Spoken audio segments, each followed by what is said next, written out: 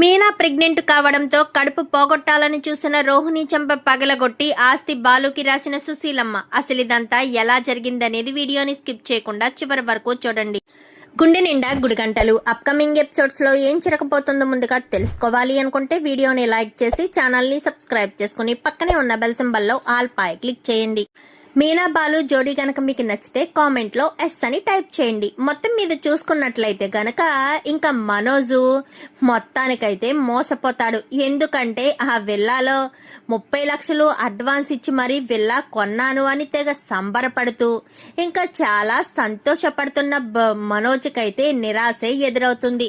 అసలు ఓనర్ రావడంతో బండారం బట్టబయలయ్యి తను 30 లక్షలు మోసపోయానని 30 లక్షలు ఇచ్చిన వాడు ఆ ఇంట్లో అద్దెకుండేవాడన్న విషయం తెలిసాక నిలువున మోసపోయానని 30 లక్షలు పోయాయని తలపట్టుకుంటాడు మనోజ్. అయితే నేను ముందు నుంచి చెప్తూనే ఉన్నాను, 5 కోట్ల విల్లా 3 కోట్లకి ఎందుకు ఇస్తారు, ఎవరైనా ఒక 50 లక్షలు లేదా ఒక 60 ఎంతో కొంత తగ్గిస్తారు కానీ 2 కోట్ల నష్టానికి ఎందుకు ఇస్తారు అంటూ వాదిస్తూనే ఉన్నా. ఏమన్నావురా, నేను ఎదిగితే నువ్వు చూడలేకపోతున్నావు అంటూ మాట్లాడేవు కదరా. ఇప్పుడు 30 లక్షల రూపాయలు నాన్న దగ్గర నుంచి కొట్టేసిన 40 లక్షలు ఇవ్వడానికే నీకు ఇంకా టైం కావాలి అంటున్నావు.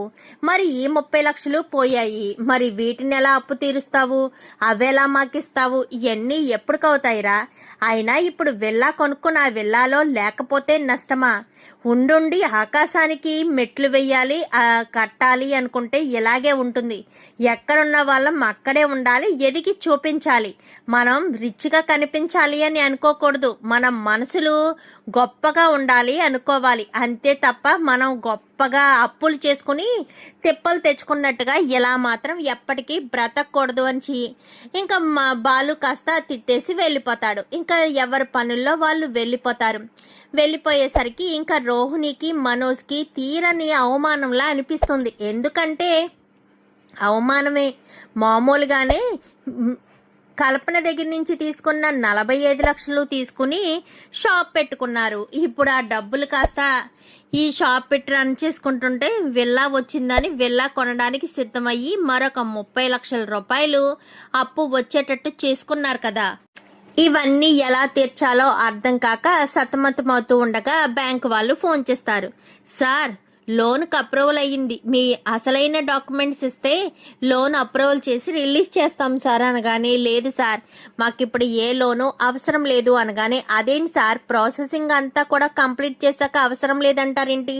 వద్దు అని చెప్పాను కదండి, వద్దు మాకు అవసరం లేదు అని చెప్పి ఇంకా ఫోన్ కోపంగా పెట్టేస్తాడు. ఏమైంది మనోజ్ అనగానే బ్యాంక్ వాళ్ళు కాల్ చేశారు. 2 కోట్లు లోన్ ఇస్తానన్నారు కదా విల్లా మీద, ఆ డాక్యుమెంట్స్ తీసుకురండి, లోన్ ప్రాసెస్ ముందుకెళ్తుంది అని చెప్తున్నారు. ఇంకెక్కడ డాక్యుమెంట్స్, మనం వెనక ముందు ఆలోచించకుండా వాడు చెప్పినట్టు చేసుకుంటూ 30 లక్షల రూపాయలు నష్టపోయాము. అయినా వాళ్ళు చాలా తెలివిగా చేశారు భార్యాభర్తలిద్దరు. అందుకే మనం ఎప్పుడైతే డబ్బులు ఇచ్చామో అప్పుడే హడావుడిగా అక్కడి నుంచి వెళ్ళిపోయారు. మనం తెలుసుకోలేకపోయాం వాళ్ళు దొంగ వాళ్ళని. మనకేం తెలుసు రోహిణి, వాళ్ళు అలా ఏమీ పైకి కనిపించలేదు కదా, నార్మల్గానే ఉన్నారు. హడావుడి పడుతుంటే ఫ్లైట్ కదా అందుకు హడావుడి పడుతున్నారు అని మనం అనుకున్నాము.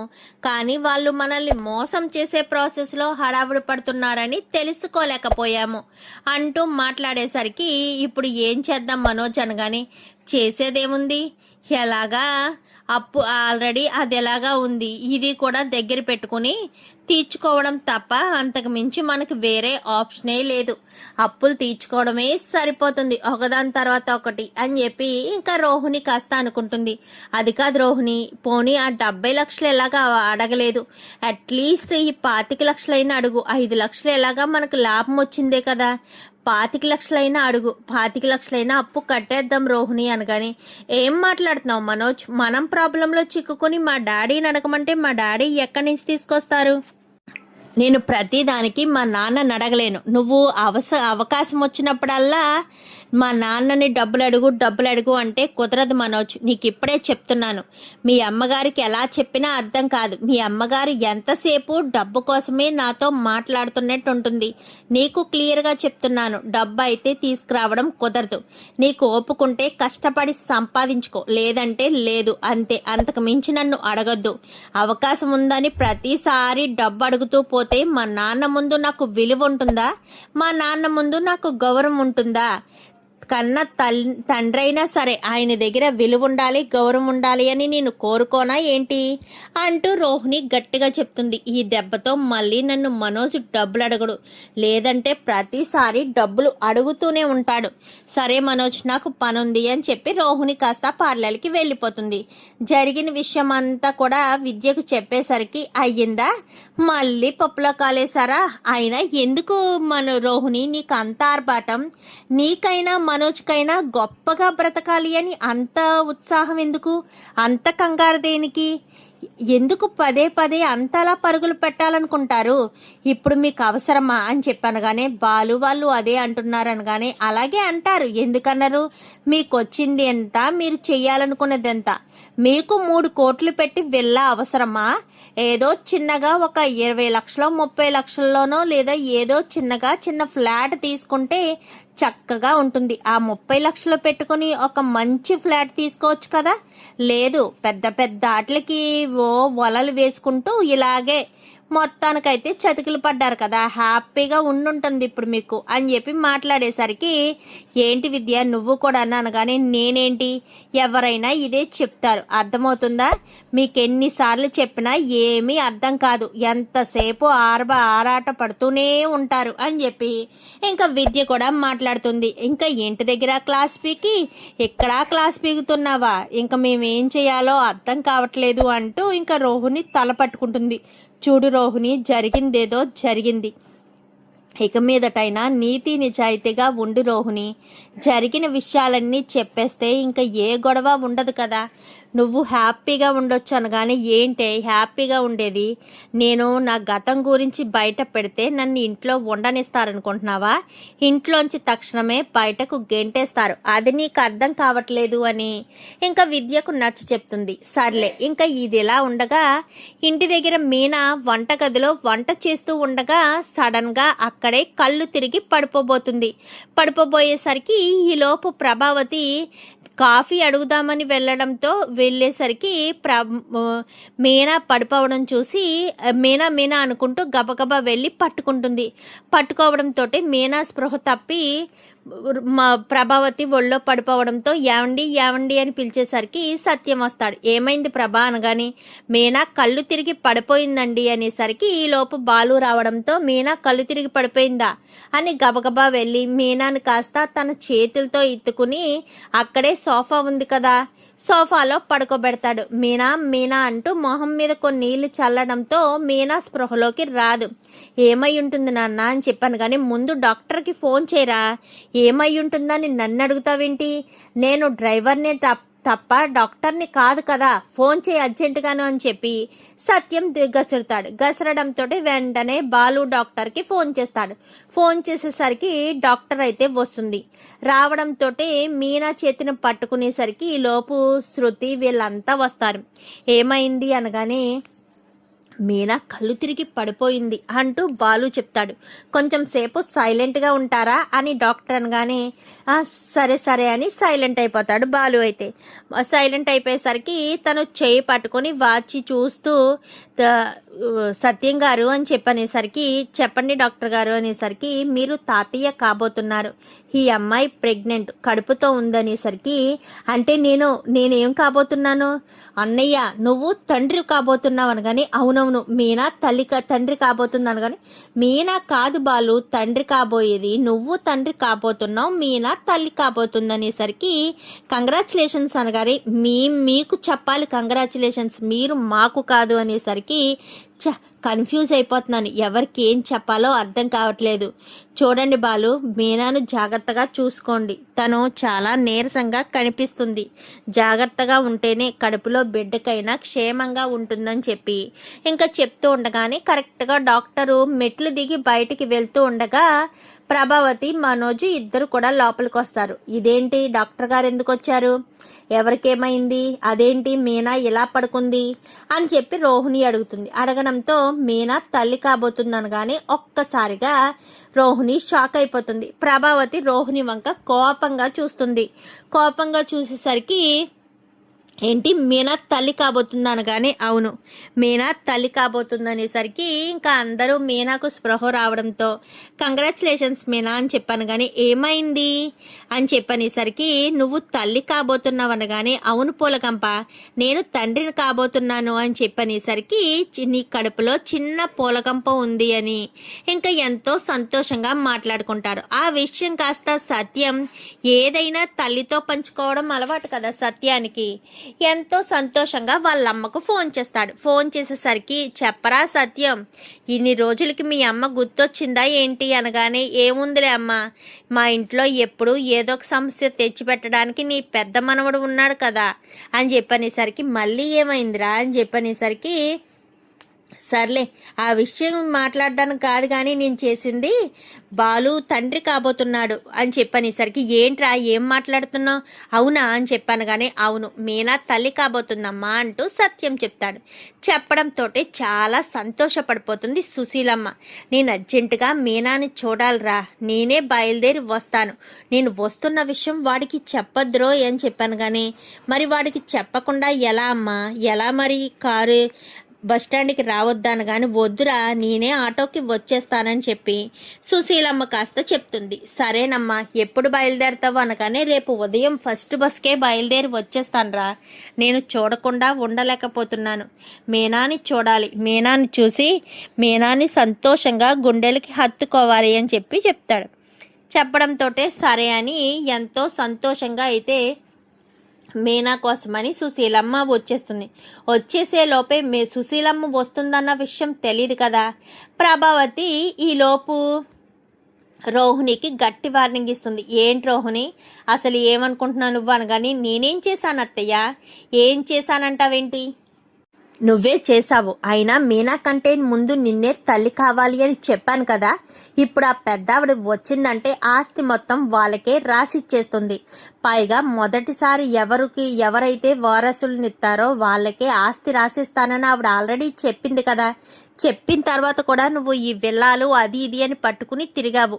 ఆస్తి తక్కువ వస్తుంది అనుకుంటున్నావా, సుమారు 40-50 లక్షలు ఉంటుంది. ఆస్తి అంతా కూడా బాలుగాడికే పోతుంది అని చెప్పి ప్రభావతి సీరియస్ అవుతుంది. దానికి నేనేం చేయాలత్తయ్య, నేను ఆల్రెడీ ఒకసారి హాస్పిటల్కి వెళ్ళి చెక్ చేయించుకున్నానని కూడా చెప్పాను కదా. మరి అలాంటి తప్పుడు నన్ను అంటారేంటి, నాలో ఏ లోపము లేదు. మనోజ్ని రమ్మంటే మనోజ్ రాను అని చెప్పాడు, దానికి నేనేం చెయ్యాలి, అయినా మీనా తల్లి అవుతుంటే దానికి కారణం నేనా, నా వల్ల ఏం కాలేదు కదా, నేనేదో తప్పు చేస్తున్నట్టు నన్ను అంటావేంటి అంటూ ఇంకా గట్టిగా మాట్లాడేసరికి ఏంటి రోహిణి నా మీదే కేకలు వేస్తున్నావు, నేను నీకు అంత లోకువైపోయానా అంటూ ప్రభావతి అంటుంది. అనేసరికి అలా కాదత్తయ్య మీరైనా అర్థం చేసుకోవాలి కదా అని చెప్పి అక్కడి నుంచి రోహిణి వెళ్ళిపోవడంతో ఏంటివిడి ఇప్పుడు మీనా కడుపుతో ఉంది అన్న విషయం తెలిసిన తర్వాత పెద్దావిడ ఖచ్చితంగా వస్తుంది. ఇప్పుడు మీనాకు ఆస్తి మొత్తం రాసిచ్చేస్తే ఎలాగా, అదేదో ఇప్పుడు మీనా కడుపుని పోగొట్టేస్తే మళ్ళీ మీనా కడుపు రావడానికి టైం పడుతుంది కాబట్టి ఆ లోపు నేను ఏదైనా ప్రయత్నిస్తే ఆస్తి కలిసి వస్తుంది కదా. అప్పుడు మనోజ్కి అత్తయ్యకి నా మీద కొంచెం ప్రేమ పెరుగుతుంది కదా. ఇప్పుడు నేను వెంటనే ఏదో ఒకటి చెయ్యాలి అని ఇంకా రోహిణి కాస్త బయటికి వెళ్తుంది. హడావిడిగా బయటికి వెళ్ళి తిరిగి వస్తుంది. తిరిగి వచ్చిన తర్వాత గ్లాసులోని జ్యూస్ కలిపి, అంటే మరుసటి రోజు ఉదయాన్నే కషాయం అని చెప్పి గబగబా గ్లాసులో కలిపి మీనా అని చెప్పాను. కానీ ఏంటి చెప్పు రోహిణి అనేసరికి నాకు కొంచెం కషాయం ఇవ్వా, కడుపులో కొంచెం తేడాగా ఉంది అనగానే అవునా సరే నేను ఎలాగా కాచుకుంటున్నాను ఇస్తాను అని చెప్పి అంటుంది. సరే అని రోహిణి కాస్త బయట అంటే కషాయం పట్టే దగ్గరే ఉంటుంది. ఉండడంతో ఈలోపు మీనా ఫోన్ ఛార్జింగ్ పెట్టి రావడం చూస్తుంది. కషాయం మొత్తం కూడా రెడీ అయిపోయి ఇద్దరికి గ్లాసులో వేసిన తర్వాత మీనా ఫోన్కి అయితే రోహిణి ఫోన్ చేస్తుంది.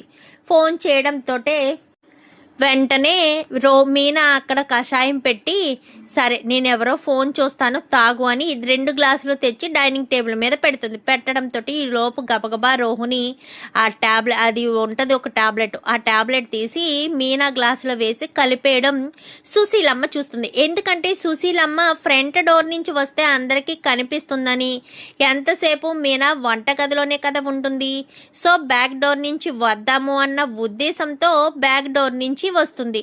వచ్చేసరికి రోహిణి 2 గ్లాసులు ఉంటే 2 గ్లాసులో ఒక టాబ్లెట్ లాంటిది వేసి కలుపుతూ ఉండడం సుశీలమ్మ చూస్తుంది. సుశీలమ్మ చూసేసరికి రోహిణి అంటూ గట్టిగా పిలుస్తుంది.